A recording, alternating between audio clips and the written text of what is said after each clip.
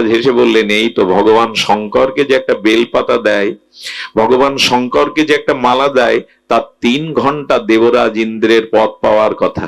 তুমি কি এটা আগে নেবে না নরক ভোগ করবে? আমি গল্প শোনাচ্ছি না আপনাদের। ওকে 3 ঘন্টার জন্য দেবরাজ ইন্দ্রের পদ দিয়ে দিল। শুনুন, এসছেন যখন কষ্ট করে, জেগে থেকে শুনুন। তো এই মহাজনের মধ্যে আজ আমি সর্ব অন্তিম স্তর যেটা আত্মসমর্পণ, এটা না হলে তো ভগবান পাওয়া যাবে না, সঁপে দিতে হবে।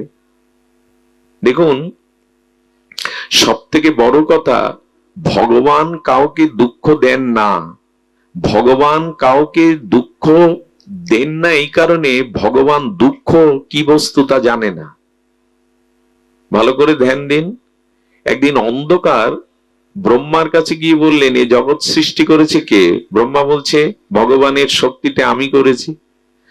আপনি যদি সৃষ্টি করেন, অন্ধকার এবং আলোয় দুটো সৃষ্টিকার, বললো আমার। বলে তাহলে সূর্য আমার প্রতি এত হিংসা করে কেন? বলে সূর্য উঠলে আমাকে তাড়িয়ে দেয় কেন? অন্ধকার বলছে, আপনি যদি আমায় সৃষ্টি করেন তো সূর্য এত হিংসা আমার সাথে করে কেন? সূর্য উঠলে আমাকে তাড়িয়ে দেয়, অন্ধকার থাকে কি? ব্রহ্মা তখন বলছেন, আমি সূর্যকে জিজ্ঞাসা করব তোমার এই প্রশ্নটা, যে তোমার সাথে ওর শত্রুতা কি? সূর্য নারায়ণ, আচ্ছা অন্ধকারের সাথে আপনার শত্রুতা কি? আপনি ওকে তাড়িয়ে দেন কেন সব সময়? সূর্য নারায়ণ হেসে বলছেন, অন্ধকার কে? আমি তো তাকে চিনি না, কোনোদিন দেখিও নি। কথাটা সত্য বলছেন, কারণ সূর্য কখনো অন্ধকার দেখে না, সূর্যে কখনো অন্ধকার পৌঁছাতে পারে না। তেমনি সচ্চিদ আনন্দময় ভগবান থেকে কারো দুঃখ আসে না, উনি দুঃখ কাউকে দেন না। এখন প্রশ্ন হলো, তাহলে আমাদের জীবনে দুঃখ কেন এলো? আমরা তো ভগবানের অংশ, কথা বোঝা যায়? আমরা ভগবানের মাময়ী বাংশ জীবলোকে। একবার একটা বাচ্চাকে কোলে নিয়ে বাবা মেলাতে গেছে। মেলায় দেখবেন চিনির ঢালাই করা মিষ্টি পুতুল পাওয়া যায়, হাত পা আছে না এরকম ঢালাই করা ছাঁচের পুতুল। মেয়েটা বলছে পুতুল কিনবো, পুতুল কিনবো। পুতুল কেনার পরে বলছে, বাবা এর হাত আছে, পা আছে, এর মিষ্টতা কোথায়? আমি চুষবো তো, কোথায় চুষলে মিষ্টতা পাবো? বলে বোকা মেয়ে কোথাকার, ও সবটাই মিষ্টি, যেখানেই চোষণ করবি সেখানেই মিষ্টি পাবি। তো ভগবান আনন্দময়, তার থেকে আমরা এসেছি, তার অংশ আমরা, অমৃতের পুত্র। আমাদের এত জরাব্যাধি দুঃখ কেন? উনি তো কাউকে দুঃখ দেন না, সূর্য তো কাউকে অন্ধকার দেয় না। এই প্রশ্নের উত্তর আচার্যরা দিয়েছেন মাত্র 2টি কথায়, খুব মার্মিক কথা। এই দুঃখটা প্রবেশ করে যে দুঃখের দুয়ারটা খুলে দিয়েছে আপনি আমি, সেই দুয়ারটা কি জানেন? আচ্ছা, গাড়িতে যদি কেউ ওঠে, সে গাড়ি হয়ে যায় না মানুষ থাকে? কথা বলুন, মানুষ থাকে তো। যে কাপড় পরে, সে কি কাপড় হয়ে যায় না কাপড় কাপড় থাকে, শরীর শরীর থাকে? তেমনি সিন্দুকের মধ্যে যে সোনাদানা থাকে, সোনাদানা কি বলে এগুলি আমার? সিন্দুক দাবি করে যে তুমি আমার মধ্যে আছো, তাই তুমি আমার। সিন্দুক বলে সোনাদানা তুমি আমার না, যে মালিক রেখেছে তার। এই দেহের মধ্যে আত্মা আছে, ভগবানের সচ্চিদানন্দ চিৎকন অংশ। আমাদের দুঃখ প্রবেশের দুয়ার খুলে দিয়েছি 2টো অক্ষরে, মম, এই দেহ আমি। এই কথাটি ছোট, কিন্তু এই কথাটা বুঝতে পারলে আপনি এক লাফে ভগবানের দুয়ারে চলে যাবেন। দুঃখ আপনাকে আর জড়াবেদি স্পর্শ করবে না। দুঃখ ঢুকেছে যারা মনে করে এই দেহ আমি। আমি দেহ নই। আমি গাড়িতে উঠলে গাড়ি হয়ে যায় না, আমি বাড়িতে বাস করলে আমি বাড়ি হয়ে যাই না, আমি আমিই থাকি। আমি কাপড় বদলালেও আমি বদলাই না, আমি আমিই থাকি। সিন্ধুকে সোনাদানা থাকলে সিন্ধুক দাবি করতে পারেন এটা আমার, ওটা মালিকের। তেমনি আত্মা আমার ভেতরে আছে, আমি ওই চিৎকন অজর অমর সৎসত সনাতন আত্মা, আমি দেহ নই। এই আমি যে দেহ না, এই বদলেই দুঃখের শেষ। আত্মাতে জরাব্যাধি নেই, যার জন্মই নেই তার মৃত্যু হবে কি করে? আত্মাতে জরাব্যাধি নেই, জন্ম মৃত্যু অভিশাপ নেই, আছে এই দেহের। কারণ আমি আমাকে এই দেহ মনে করেছে, আমি দেহ নই। এই কথাটাই তো গীতায় বারবার বোঝাচ্ছেন, তুমি দেহ নই। এই জন্য মো আর মো একসাথে করলে কি হয়? মম। এই যে আমার, আমি এবং দেহ আমি আর স্ত্রী পুত্র আমার, এই হলো দুঃখ জরা ব্যাধি প্রবেশের দুয়ার। একবার যদি বলতে পারেন আমি দেহ নই, স্ত্রী পুত্র আমার নই, সব ভগবানের, মুখে না প্রাণ থেকে যদি সিদ্ধান্ত নিয়ে বলতে পারেন, আপনাকে আর এই মরজগতে আসতে হবে না, চিন্ময় ভগবত ধামে স্বরূপে ফিরে যেতে পারবেন, আর আপনার মৃত্যু নেই। রামকৃষ্ণদেব পরমহংসদেব কি বলেছেন জানেন? কোমরের মাটি যখন কাদা থাকে তখন তাকে ভাঙাও যায়, গড়তে গিয়ে বেঁকে গেল, আবার ভেঙে আবার গড়া যায়, কিন্তু ওটা চাকে পোড়ানোর পরে যখন ঘট বা কলসি হয় তখন ভেঙে আর গড়া যায় না। যখন একবার ভগবানের হয়ে যাবেন তখন আর জন্ম মৃত্যু ভাঙা গড়া আপনার জীবনে থাকবে। সব অভিশাপের কারণে এই দেহ আমি, আর এই দেহ ভোগের জন্যই পাপ অপরাধ গুলো ঢুকে যায়। কথাগুলো ক্ষুদ্র কিন্তু এর গভীরতা অনেক বেশি। আমাদের ভারতীয় দর্শনটা এখানেই, আমি দেহ নই। তো এই জন্য দুটি জিনিসের প্রতি আমাদের আসক্তি। কয়টা জিনিসের প্রতি? দুটি। একটা হলো শরীর আর একটা হলো সম্পদ। ভগবানে আত্মসমর্পণ করেছিলেন কে? কে করেছিলেন? বলি মহারাজ। আসুন তার দিব্য চরিত্র কথা সামান্য, খুব অদ্ভুত এই চরিত্র কথা। বলি মহারাজ আত্মসমর্পণ করেছিলেন, আর আত্মসমর্পণ মানে দেহ সম্পদকে চিরতরে নিঃস্বার্থভাবে ভগবানকে অর্পণ করার নামই হলো আত্ম। আমি তোমার হলাম, এই ভগবান তোমার চরণে সব দিলাম, অথচ মনে লুকিয়ে থাকলো আমার আমার, এটা আত্মসমর্পণ নয়। আত্মসমর্পণ তাকে কাকে বলে? আমাদের কাছে সব থেকে প্রিয় দুটি জিনিস, শরীর আর সম্পদ। দেখবেন মানুষ শরীরের থেকে মাঝে মাঝে সম্পদকে বেশি ভালোবাসে। কিরকম ভালোবাসে জানেন? ডাকাত এলো তো টাকা পয়সা দিতে চায় না, ছুরির সামনে মরে, কিন্তু টাকাটা অর্থাৎ সম্পদ তার দেহ থেকে প্রাণের থেকে সে বেশি ভালোবেসেছে। লক্ষ্য করবেন, এই শরীর এবং সম্পদ যদি চিরতরে ভগবানের চরণে কেউ চিরদিনের মতো সমর্পণ করতে পারে, এরই নামই হলো আত্মসমর্পণ। এটা করেছিলেন কে? বলি মহারাজ। এর ইতিহাস বড়, এই লীলা বড় অপূর্ব, চিন্ময়, আস্বাদনের। এটি দিতে পেরেছিলেন। আসলে আমরা ফুল বাতাসা দেই, ঠাকুরের সামনে 500 টাকার সন্দেশ কিনে নিয়ে যায়, বড় একটা মালা কিনে নিয়ে যায়, বড় জোর অর্থবিত্ত ফুল বাতাসা মালা চন্দন ধূপ দীপ ভগবানকে দেই, কিন্তু নিজের শরীরকে আর নিজের সম্পদকে যেদিন চিরতরে তার চরণে দিতে পারবে, এরই নাম হবে। আর ভগবান ওটাই চাইছেন, তুমি সবটা দাও, আমার হিসাব পরিষ্কার, আমিও সব তোমায় দিয়ে দেব। ভগবান অঙ্কে খুব কাঁচা। ভগবান অঙ্ক শুধু ওইটুকু বোঝেন, আমাকে 16 আনা দিলে আমি তোমাকে 16 আনা দিয়ে দেব। বক্স তো সমস্যা হবেই, গান বাজনায় বক্স এত ভালো থাকে, গানের কনসার্টে পদাবলী কীর্তনে জুড়ি নেই বক্সের, সারা জায়গায় এই ভাগবতে গিয়েই সমস্যা। আসলে ভাগবতের মূল্যায়ন কম হয়। 1 ঘন্টা আগে পদাবলী কীর্তনের এসে মাইক ঠিক করে, এই সাউন্ড এ করো, আমি তো সব বুঝিও না, কি বলবো ওদের। ভাগবতে এত অনীহা কেন বুঝি না। যেখানে ভাগবত দেবেন অন্তত শব্দযন্ত্র যে বোঝে তাকে বসাবেন। গানের কনসার্টে সে শব্দের জুড়ি নেই। লতা মঙ্গেশকরের কুমার শানুর কণ্ঠ হো গেলে মনে হয় লতা গাইছে।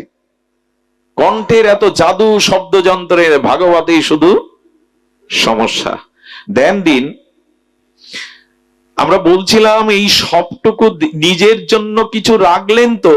আমি দৃষ্টান্তে কিন্তু বলি, আমি যদি কীর্তনিয়া দাদাকে খালি গায়ে আলিঙ্গন করি, ওনার অঙ্গের সাথে আমার অঙ্গের একটা জায়গা মিশবে না। যদি উপনয়ন থাকে আমার গলায়, ওই সুতোর জায়গাটা বাদ পড়ে যাবে। ভগবান বললেন আমার হিসাব পরিষ্কার, 16 আনা আমায় দাও, 16 আনা আমি তোমায় দিয়ে দেবো, এর বেশি অঙ্ক আমি বুঝি না।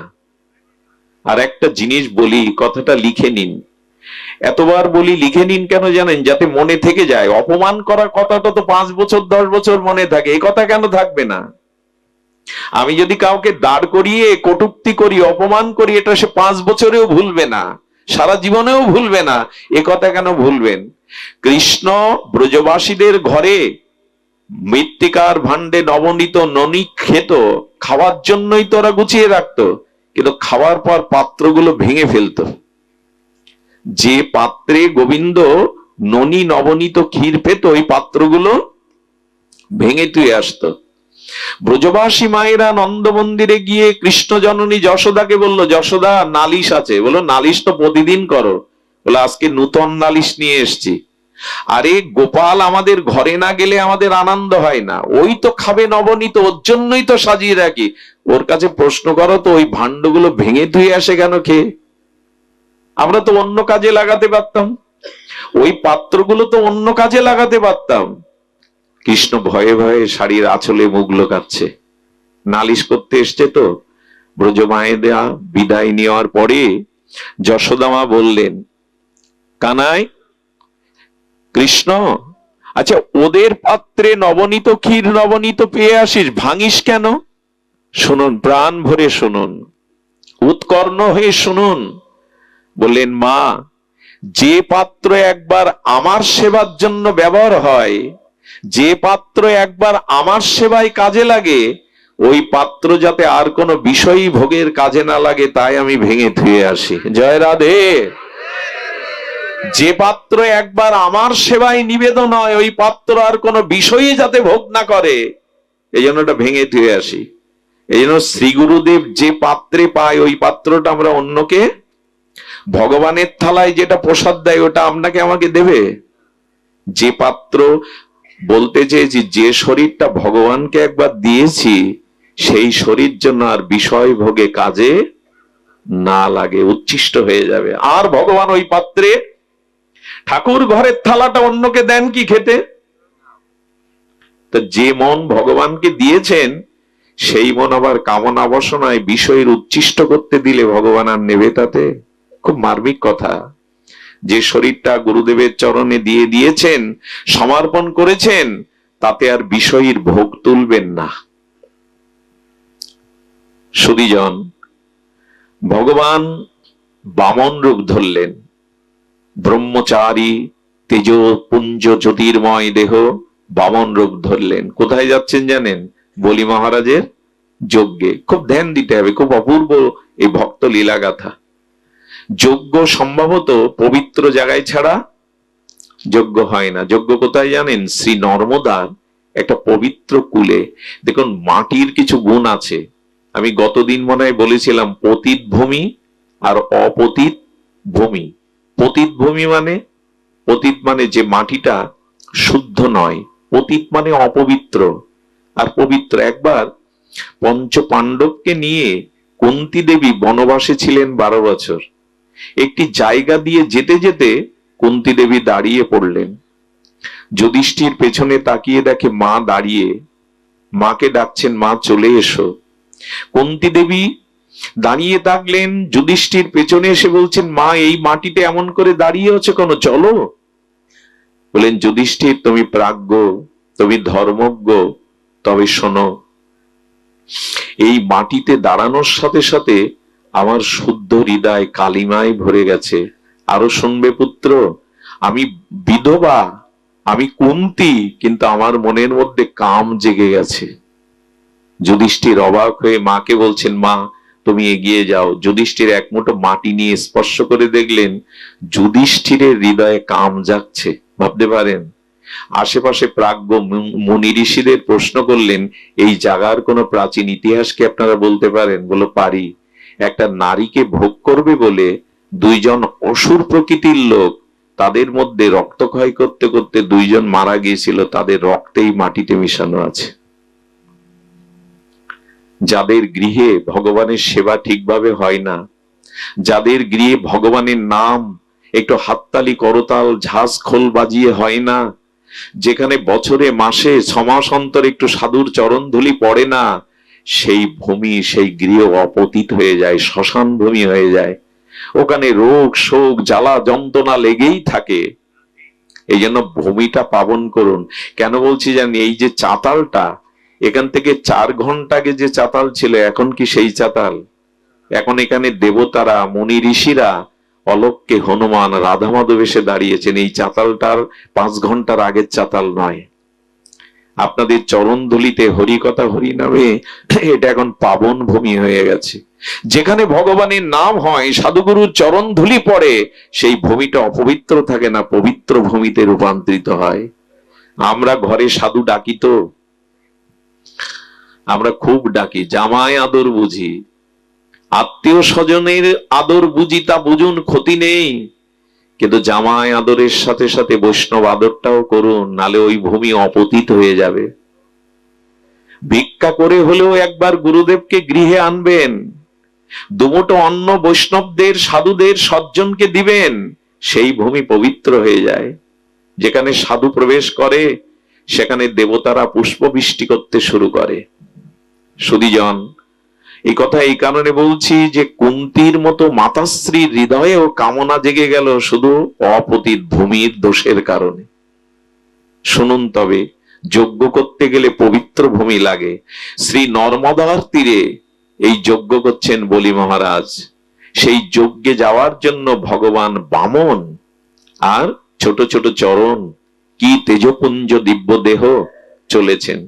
কিন্তু শ্রী নর্মদার ওপারে যজ্ঞ, ভগবান এপারে আছে। ভগবান পার হতে পারে না, কিন্তু ভগবানের একটি লীলার সাথে 5-7টা লীলা জড়িত। এমন যেমন 3 in 1, 5 in 1। তো ভগবান এক লীলা করতে গিয়ে 5-7টা লীলা করে বসেন। এক লীলায় কার্য করেন প্রভু 5-7। চৈতন্য চরিতামৃতে বলছেন প্রভু এক লীলাতে 5-7টা লীলা করে বসেন। যেমন অনেকগুলো ফুল দিয়ে মালা হয়েছে, একই সুতাতেই তো এক লীলাতে ভগবান অনেকগুলো লীলা করেন। এক ব্রাহ্মণ পুত পবিত্র যাজ্ঞিক ব্রাহ্মণ স্নান করছিল। উনি দেখলি এরকম কারো রূপ হয়? এই যে বামন অবতার ধরেছে না ভগবান, কোটি সূর্য প্রভা জ্যোতি, ইনি নিশ্চয়ই কোনো অসাধারণ কেউ। ভগবান কি করছেন জানেন? বামনদেব একবার শ্রী নর্মদার জলে প্রবেশ করছেন, আবার উঠে আসছেন। এভাবে যখন বারবার করছেন, তখন ব্রাহ্মণ বলছেন, কে আপনি? জ্যোতির্ময় পুরুষ, আপনি কেন নর্মদার, মা নর্মদার ভেতরে যাচ্ছেন আর আসছেন? বললেন পার হয়ে ওপারে যাব বলে। তো বলে যেতে পারছেন না?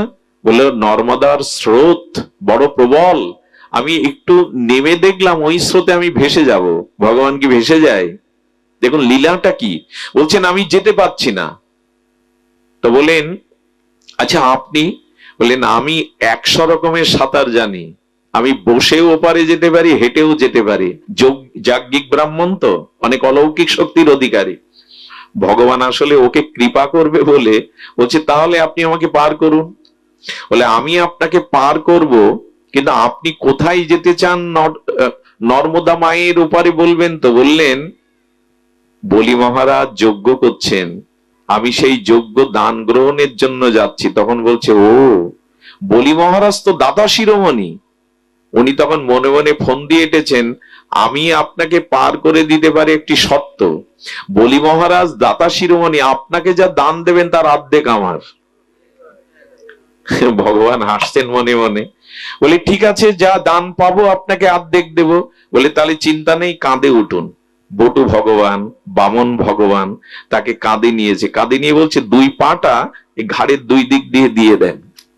যখন মা নর্মদার প্রবল স্রোতে প্রবেশ করেছে, উনি হেঁটে হেঁটেই যাচ্ছেন। এটা কিন্তু সাধুরা পারে, হেঁটে হেঁটে যাচ্ছেন।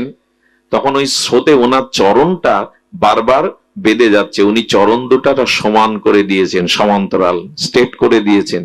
যেই ফিরাতে গেছেন, এই ব্রাহ্মণ তো যাজ্ঞিক শাস্ত্রীয় ব্রাহ্মণ, দেখছে ওনার চরণে 19টা দিব্য চিহ্ন।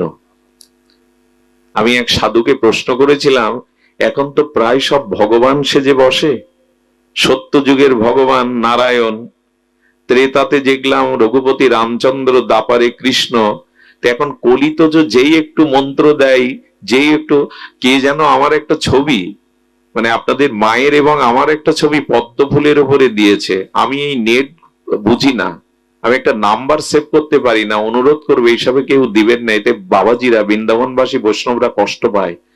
বা বিল্লমঙ্গল, বা গুরুদেবের কৃপায় 2টো কথা বলতে শিখে পদ্মের পাতার উপরে বসতে শিখেছ।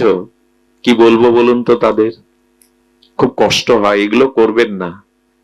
আমরা কোন মানুষকে হঠাৎ ভগবান বানিয়ে বসি, হাতে চক্র দেই, পদ্ম ফুলের উপরে দাঁড়িয়ে তাকে ভগবান বানিয়ে ফেলি, খবরদার।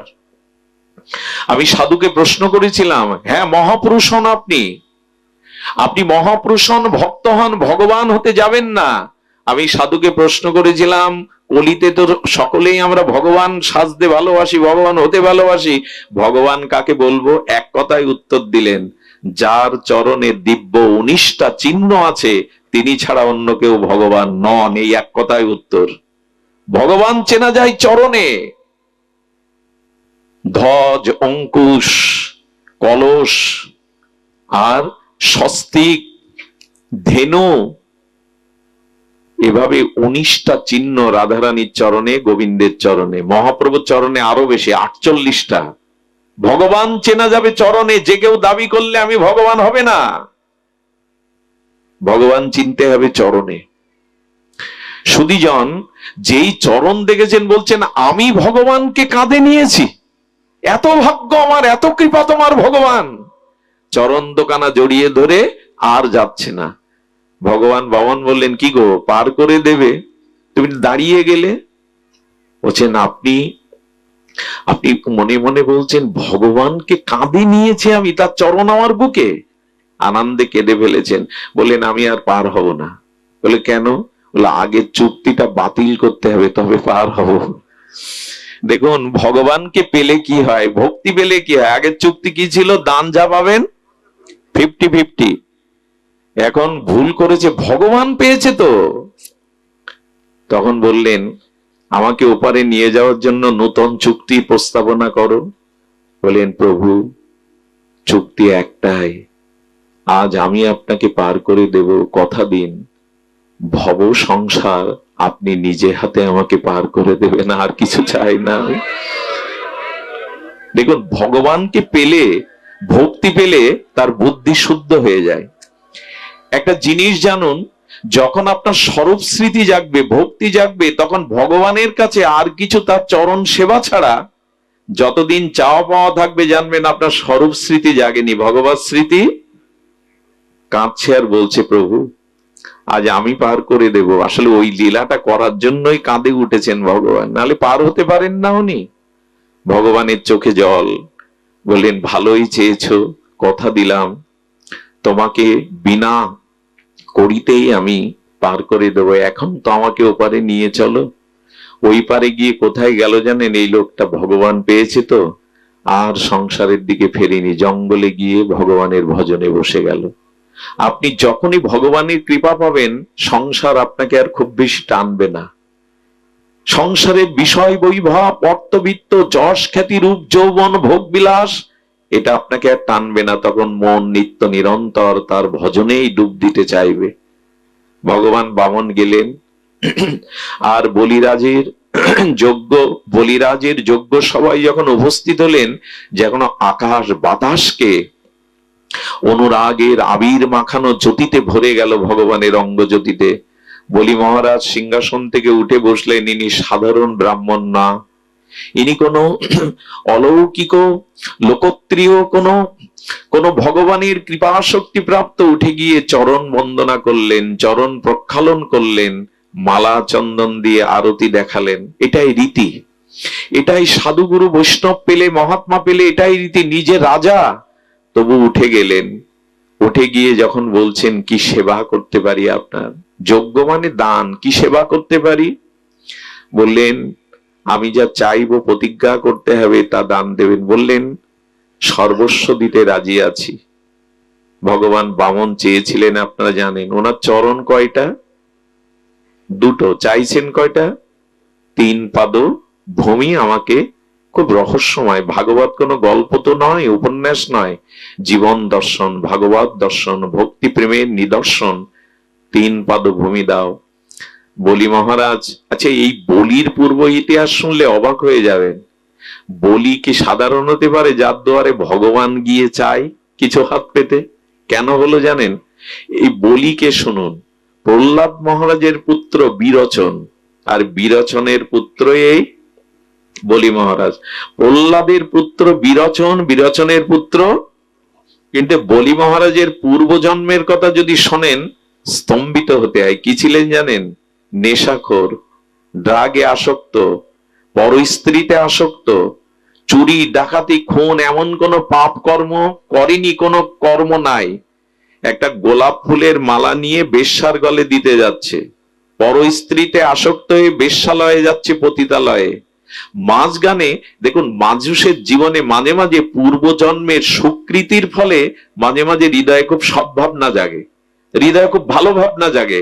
আবার ওই পুরানো পাপের ভাবনা যখন আছে, আবার মানুষ কুচিন্তা করে। এগুলো সব পূর্বজন্মের পাপ পুণ্যের কর্মের প্রভাব। দেখবেন মাঝে মাঝে কয়েকদিন মনটা খুব শুদ্ধ থাকে, ভোগ বিলাস আর করবো না, এরকম একটা প্রতিজ্ঞা করে বসেন। কেন জানেন? পূর্বজন্মের পূর্ণ সুকৃতি কাজ করছে এখন আপনার পেছনে। আবার কখনো কখনো অকারণে পাপের চিন্তা, ভোগের চিন্তা এসে উদয় হয়, জানবেন ওটা পাপেরই ফসল। এরকম ওঠানামা করে না হৃদয়? করে কেন? পাপ পুণ্যের। ওই পতিতাকে মালা দিয়ে ভোগ করতে গিয়ে রাস্তার মাঝখানে হোঁচটকে পড়ে মূর্ছিত হয়ে গেলেন। মদ, নারী, ড্রাগ, পাপ, খুন এমন কোন কর্ম করে নাই। যখন উঠলেন, বলো বাধা পড়লো, মালাটা ছড়িয়ে পড়েছে, বলে আজ আর বাধা পড়েছে যাব না। কিন্তু মালাটা কি করি, সামনে দেখলেন একটা শিব মন্দির, শিব ঠাকুরের গলায় শিবলিঙ্গে ওই মালাটা পরিয়ে দিয়ে একটা ধূপ দেখালেন। এর পরপরই ওর মৃত্যু হয়। যমরাজের দুটো রূপ, একটি যমরাজ, একটি ধর্মরাজ। ধর্মরাজের রূপ অপরূপ, যমরাজকে দেখলে পাপীরা ভয় পায়। যমরাজ চিত্রগুপ্তকে দেখে বলছেন, দেখো তোর পূর্বজন্মের পাপ কতটুকু।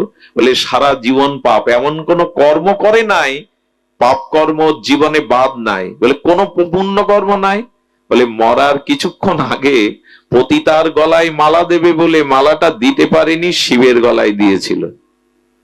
যমরাজ হেসে বললেন, এই তো ভগবান শঙ্করকে যে একটা বেলপাতা দেয়, ভগবান শঙ্করকে যে একটা মালা দেয়, তার 3 ঘন্টা দেবরাজ ইন্দ্রের পদ পাওয়ার কথা। তুমি কি এটা আগে নেবে না নরক ভোগ করবে? আমি গল্প শোনাচ্ছি না আপনাদের। ওকে 3 ঘন্টার জন্য দেবরাজ ইন্দ্রের পদ দিয়ে দিল। ওখানে গিয়ে ও ভাবছে, একটা মালা দানে যদি 3 ঘন্টা দেবরাজ ইন্দ্রের পদ পাওয়া যায়, দানের এত মহিমা। তো আমি যখন ইন্দ্র হয়েছি, ইন্দ্রের কাছে অনেক সমুদ্র মন্থনে কি উঠেছিল? ঐরাবত। কি উঠেছিল? কামধেনু উঠেছিল, মণিরত্ন উঠেছিল না, ওগুলো সব ইন্দ্রের কাছে ছিল। সঙ্গে সঙ্গে অগস্ত্য ঋষিকে ডেকে বলেন, এক মালা দানে যদি আমার 3 ঘন্টা দেবরাজ ইন্দ্রের পদ প্রাপ্ত হয়, যা আছে সব দান করে দেব 3 ঘন্টার মধ্যে। দানের অনেক মহিমা আছে। সৎপাত্রে যদি দান করতে পারেন, দানের থেকে বড় ধর্ম কলিতে আর অন্য নাই। কারণ সত্য আমাদের মাঝে নাই, তপস্যা না, একমাত্র দানটাই আছে। তবে সৎপাত্রে যদি দান করতে পারেন, সে দানের মহিমা বড় বিরল। দান ছাড়া কলিতে খুব বেশি অন্য ধর্ম ক্রিয়া, হরিনাম এবং দান। তবে সৎপাত্রে দিতে হবে। কি করেছেন উনি? সঙ্গে সঙ্গে অগস্ত্য ঋষিকে দিয়ে ঐরাবত দিয়ে দিয়েছেন, কামধেনু বশিষ্ঠকে দিয়েছেন, সব ঋষিদেরকে, মণিমুক্তা কৈবল্য ঋষিকে দিয়েছেন, সবাইকে 3 ঘন্টা দান করেছেন। এই দানের ফলে ঋষিমুনির আশীর্বাদে বললো, এর জন্মের পরে আপনার পাপ ভোগ করতে হবে না, তুমি বলি রাজা হয়ে জগতে আবির্ভূত হবে। এই দানের কারণে, দানের কারণে বলি রাজা হয়েছিলেন। প্রহ্লাদের বংশে সহজে কেউ আসে? আপনি এখন ধন, ঐশ্বর্য, বিত্ত বৈভব পেয়েছেন কেন জানেন? কাউকে দিয়েছিলেন তাই পেয়েছেন। আচ্ছা, দ্রৌপদীর বস্ত্র হরণে গোবিন্দ বস্ত্র রূপে তার লজ্জা নিবারণ করলো। আজকে যখন কোনো মেয়ে অপমানিত হয়, লাঞ্ছিত হয়, তার বস্ত্র গোবিন্দ দেয় না কেন? পক্ষপাতিত্ব করে কি ভগবান? আমার কথা কি বোঝা যায়? দ্রৌপদী ডাকলো, তার বস্ত্র রূপে গোবিন্দ তার লজ্জা নিবা। আজ কোন মেয়েরা যখন ভগবানকে ডাকে, সর্বস্ব কেড়ে নেয় যখন, গোবিন্দ তাকে রক্ষা করে না কেন? কারণ একটাই, দ্রৌপদী ভোরবেলা স্নান করতে গিয়ে দেখে এক জটাজুটো সাধু সন্ন্যাসী তপস্যা করতে করতে শীতের দিনে স্রোতে তার পরনের বসন ভেসে গেছে। লজ্জায় সে তীরে উঠতে পারছে না, ওখানে বসে বসে কাঁপছে আর জপ করছে। দ্রৌপদী তার নূতন শাড়ির অর্ধেক ছিঁড়ে ভাসিয়ে দিয়েছিল লজ্জা নিবারণের জন্য। সাধু তাকিয়ে বলেছিল, মা, পৃথিবীর কারো সাধ্য নেই তোকে লজ্জা দেওয়ার, একদিন এই বস্ত্রের প্রতিদান তুই পাবি। এই জন্য তো ভগবান বস্ত্র রূপে গেলেন, না দিলে পাবেন কোথায়? সব থেকে বড় দান আজকে যিনি এই অনুষ্ঠান করছেন, সাধুগুরু বৈষ্ণব ডেকে মানুষের ভিতরে যদি আধ্যাত্মিক ভক্তির চেতনা দান করা যায়, এর থেকে বড় দান আর জগতে নেই। অন্য দান আবার ক্ষুধা লাগে, বস্ত্র ছিঁড়ে যায়, ঘর ভেঙে যায়, কিন্তু ধর্ম দান করলে এই দান যুগ যুগান্তর তাকে মনুষ্যত্ব ভক্তি প্রেম এনে দেয়। এর থেকে বড় দান আর জগতে নাই। হরি কথা হরিনাম দান যারা এটি করে তারা অনন্ত সৌভাগ্যের অধিকারী হয়। এই ভগবত চেতনা দান। এই জন্য বলিরাজ আজ এই বলি, আর ভগবান কি তার দুয়ারে এমনি এমনি দান নিতে যাবে? শুক্রাচার্য গুরুদেব বলছেন, বলি ভুল করছো, তোমার সামনে যে দাঁড়িয়ে আছে সে সাধারণ কেউ না, ভগবান বিষ্ণুই।